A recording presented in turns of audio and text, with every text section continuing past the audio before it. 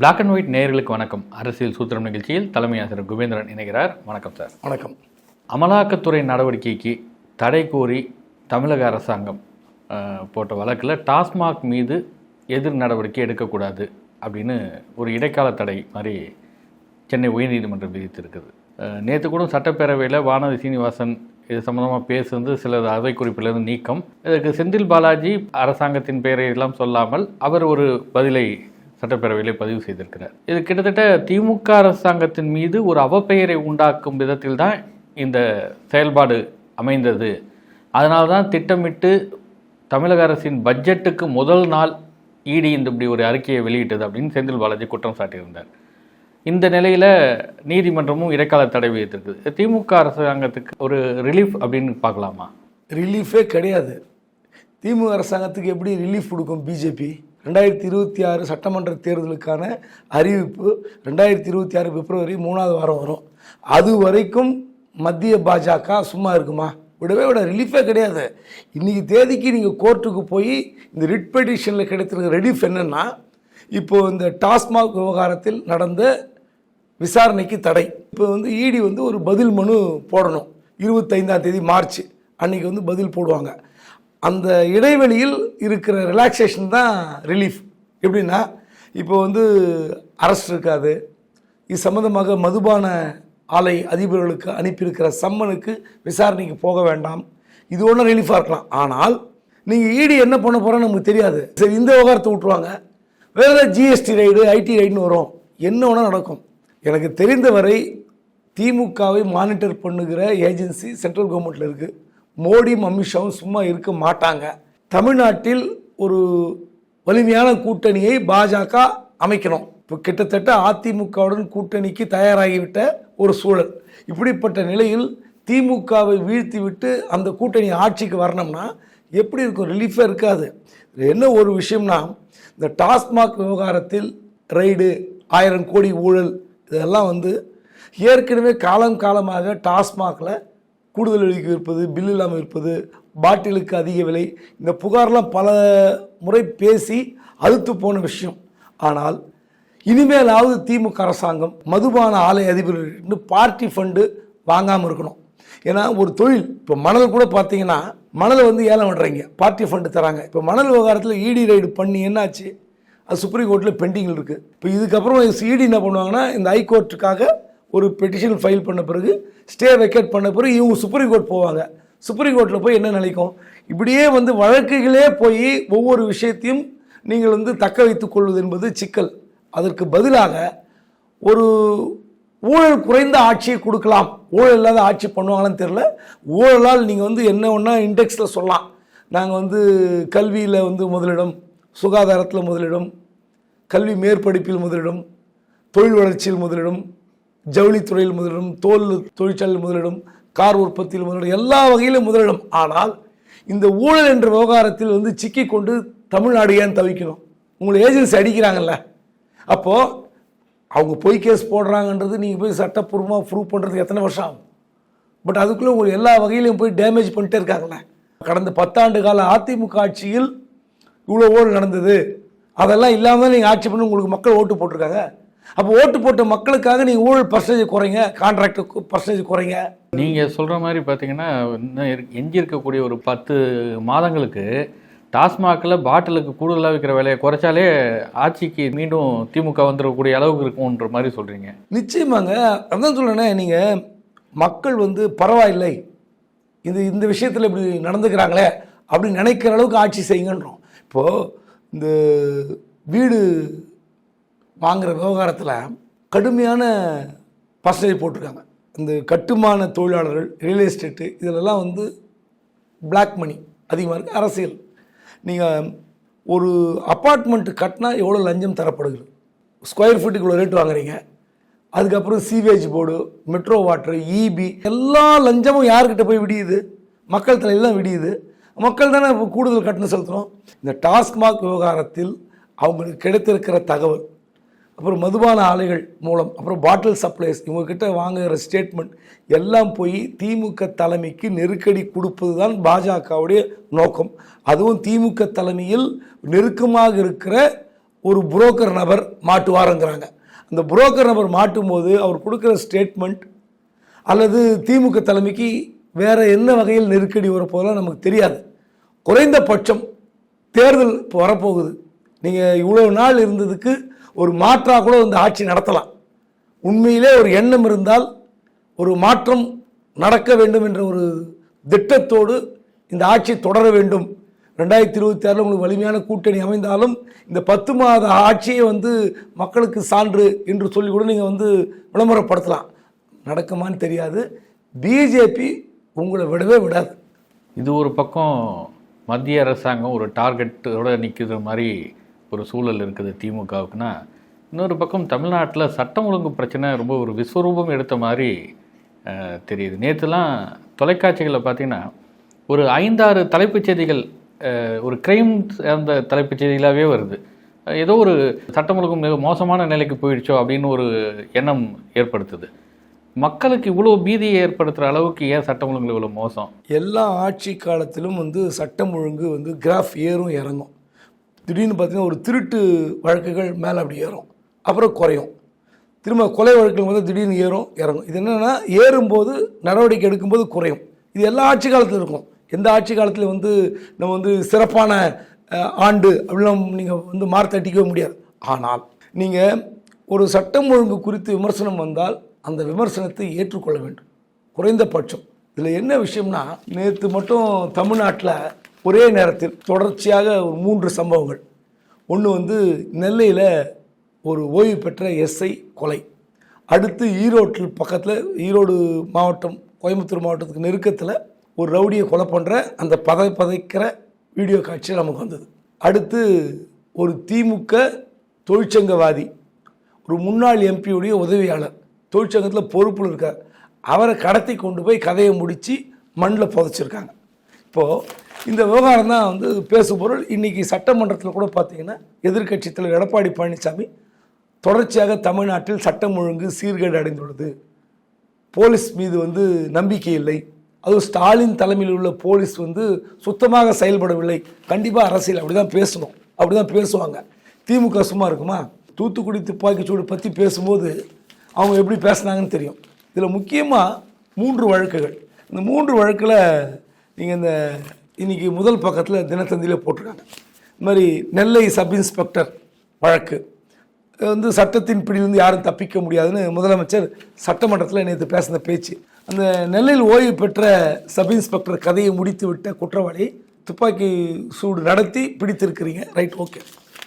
ஆனால் அந்த நெல்லையில் ஓய்வு பெற்ற எஸ்ஐ விவகாரத்தில் என்ன நடந்தது என்பதுதான் விமர்சனம். நீங்கள் இப்படி ஒரு சம்பவம் நடந்தது, பதில் நடவடிக்கை எடுத்து விட்டீர்கள், மக்களுக்கு ஒரு சந்தோஷம் கிடைத்து விடும் அப்படின்னு நினச்சிங்கன்னா அது தப்பு.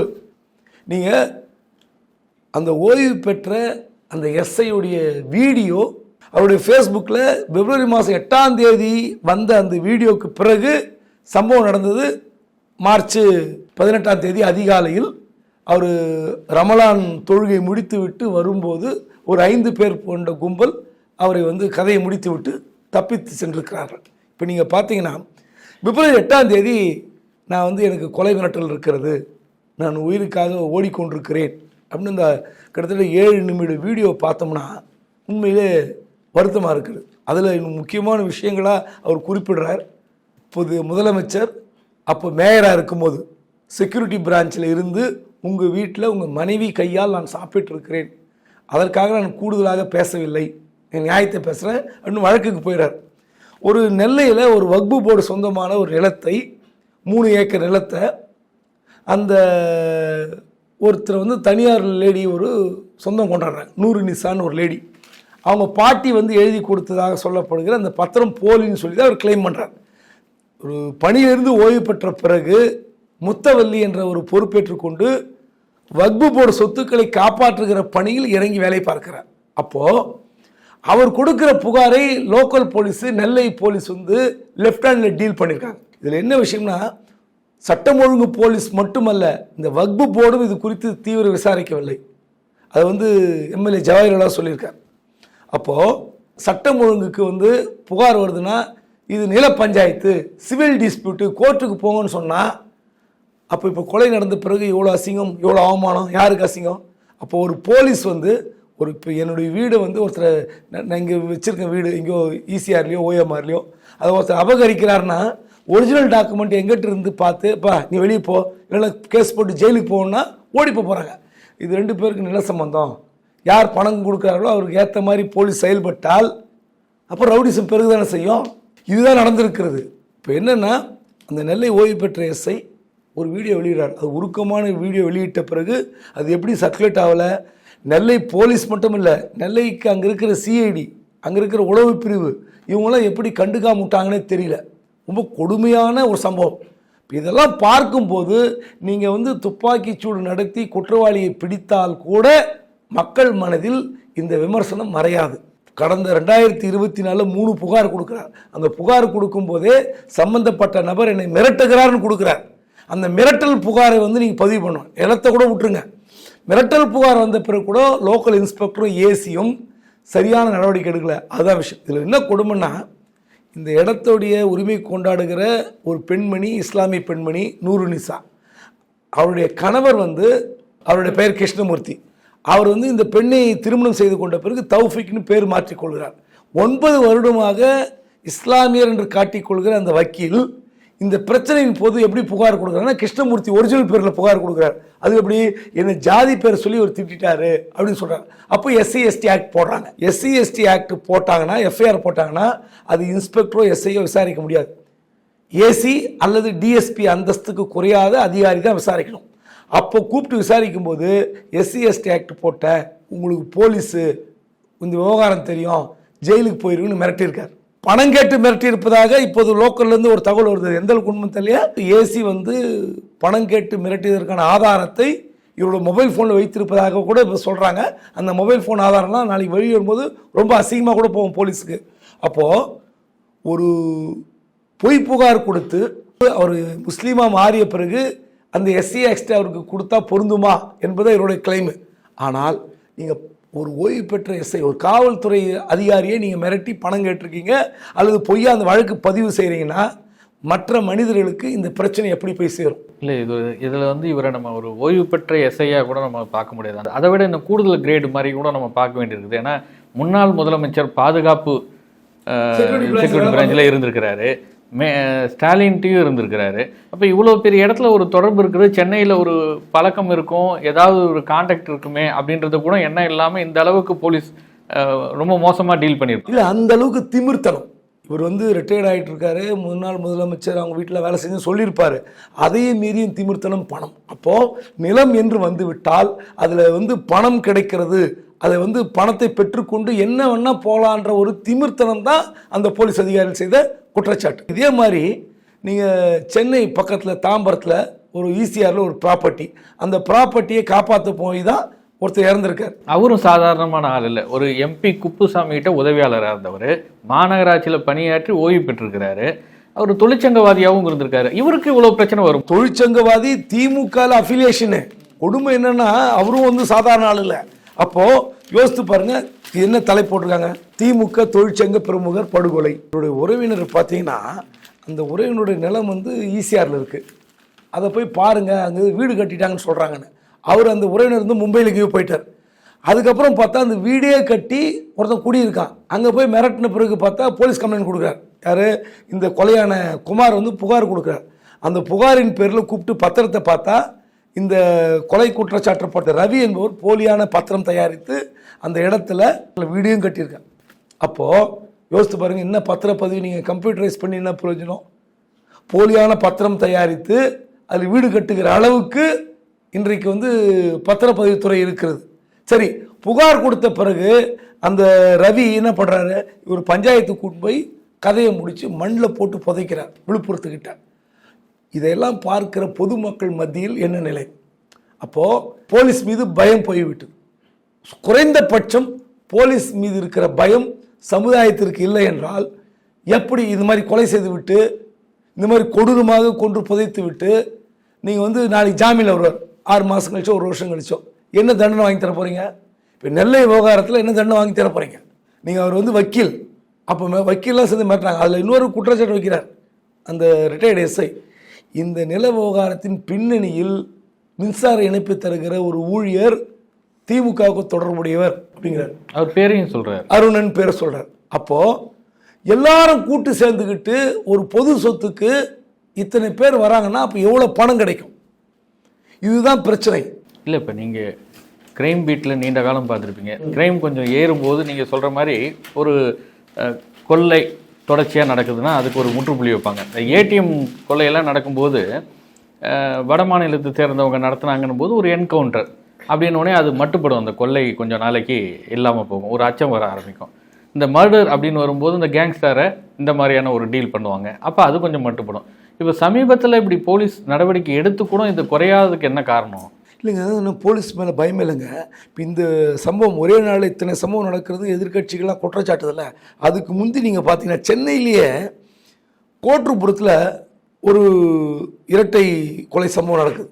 கோட்டூர்புரத்தில் நைட்டில் நள்ளிரவு தூங்கி 2 ரவுடிங்க தான் ரவுடி வெட்டிக்கிறாங்கன்றது என்பது வேறு. ஆனால் பொதுமக்கள் இதில் நீங்கள் சொன்ன மாதிரி இப்போ ஒரு ஜாமீனில் வந்துருவார் 6 மாதத்துலன்னு சொன்னீங்கல்ல, அதே மாதிரி இந்த கோட்டூர்புரம் கொலை சம்பவத்தில் அந்த கொலையாளி ஏற்கனவே ஒரு கொலைக்காக தண்டனை பெற்று உள்ளே இருக்கிறவர், ஆனால் ஜாமீனில் வெளில வந்துட்டார். அப்போ யோசித்து பாருங்க எந்த அளவுக்கு மோசமாக இருக்கிறது இந்த மாதிரி. இப்போ நீங்கள் என்ன ஒன்றா சொல்லலாம், இப்போ ஜாமீன் கிடைக்கிறதுலையும் அது ஒரு பெரிய சிக்கல் இருக்குது. அது எங்கே அந்த வீக் நடக்கிறதுன்னு நினைக்கிறீங்க? போலீஸ் மானிட்டரிங் ஏஜென்சி ஒன்று இருக்குது. அதாவது கொடும் குற்றம் செய்த நபர்களை அவங்கள வழக்கில் வந்து வெளியே வந்தாங்கன்னா அவங்களுக்கு ஒரு ஷேடோ போடுவாங்க, ஃபாலோ பண்ணுவாங்க. ஜாமீன் கொடுக்காத அளவுக்கு வழக்கை ஸ்ட்ராங் பண்ணுறதோ இல்லை வாதம் வைக்கிறதோ அது முடியாது. அதுதான் அப்போது போலீஸும் நீதிமன்றமும் கைகோர்த்து செயல்படக்கூடிய விதத்தில் இது இணைந்து செயல்படணும். அந்த இடத்துல நீதிமன்றமும் சில நேரங்களில் தங்களுடைய கடமையிலேருந்து தவறி போகிற போது தான் அது நடக்குது. ஒன்றும் வேண்டாம், இப்போ ஒரு கர்ப்பிணி பெண்ணை வந்து ரயிலேருந்து பிடிச்சி தரலாம்ல. அவன் ஏற்கனவே ஒரு கொலை குற்றத்தில் ஜெயிலில் இருக்கு, 6 மாதத்தில் வெளியே வரான். ஏற்கனவே ஒரு பெண்ணை கூட்டிகிட்டு போய் காதலித்து அந்த பெண்ணை போய் கதையை முடித்த அந்த நபருக்கு 6 மாதத்தில் அவன் ஜாமீனில் வரான்னா அவன் இன்னொரு குற்றத்துக்கு தயாராகிட்டான். அதனால தான் அந்த பெண்ணை வந்து போய் மொலஸ்ட் பண்ண பார்க்குறான். சத்தம் போடும்போது ரயிலேருந்து தள்ளி விடுறான். ஸோ நீதிமன்றம் இந்த இடத்தில் யோசிக்கணும், இப்படிப்பட்ட ஒரு கொடும் குற்றவாளிகளுக்கு எதுக்கு வந்து ஜாமீன் தரீங்க? அப்போ அவங்களுக்கு தான் என்ன மாதிரியான நிலைமை இருக்கும்? வெளியே போனால் அவன் அதே நிலைமையில் தான் இருப்பான். இப்போது நீங்கள் நம்ம கோட்டூர்புரத்தில் ஒரு டபுள் மர்டர் இந்த சம்பவம் தொடர்ச்சியாக நடக்கும்போது ஈரோடில் ஒரு ரவுடி, அவன் சேலம் ரவுடி போலீஸ் ஸ்டேஷனில் கையெழுத்து போட வரான். கையெழுத்து போட்டு தன் மனைவி அவங்கள வக்கீல் அவங்க 2 பேரும் திருப்பூர் நோக்கி போகும்போது தான் வழி மறித்து ஒரு கும்பல் அவங்கள வந்து தாக்குது. ஆனால் அந்த பட்ட பகலில் நடக்கிற சம்பவம் தான் வீடியோவில் தொடர்ச்சியாக வருது, டிவியில் வருது. பார்க்கும்போதே நமக்கெல்லாம் பதைக்குது. ரவுடி மோதிக்கிறாங்க.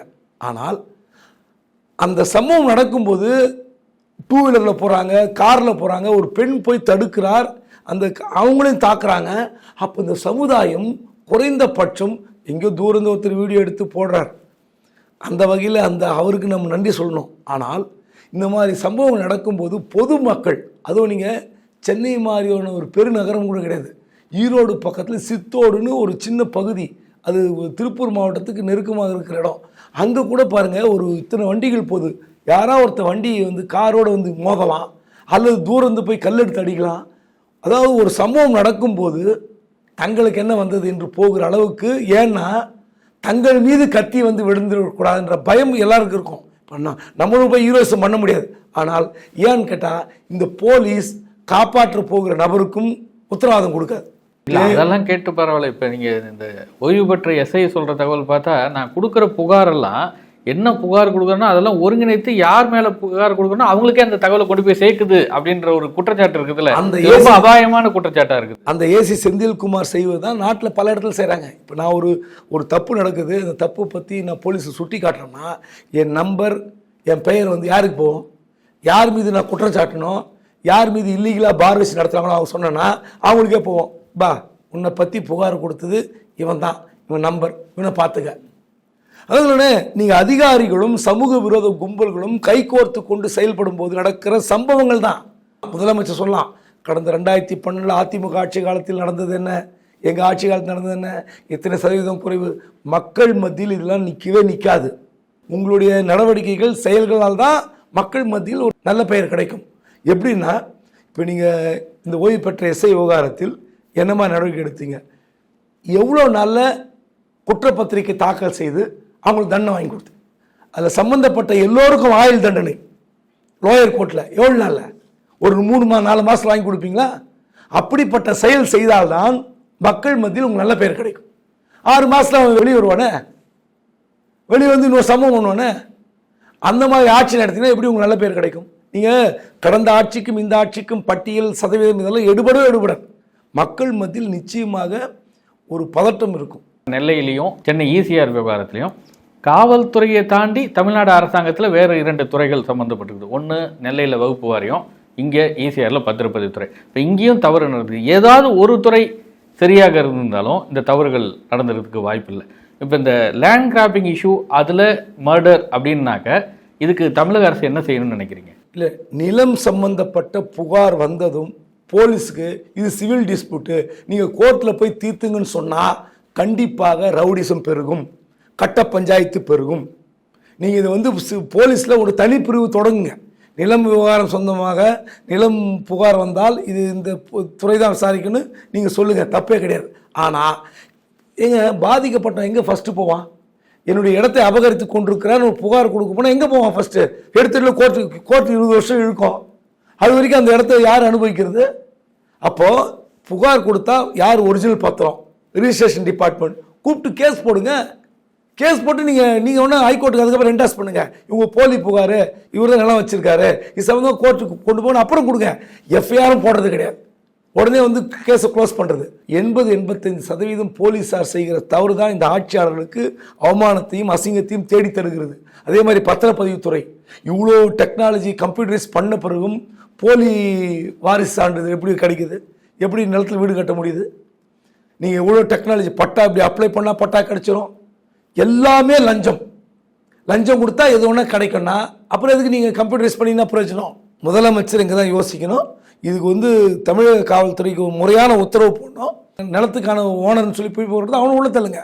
ஆனால் உண்மையான உரிமையாளர் புகார் கொடுத்தா நடவடிக்கை எடுங்க. நன்றி சார். நன்றி.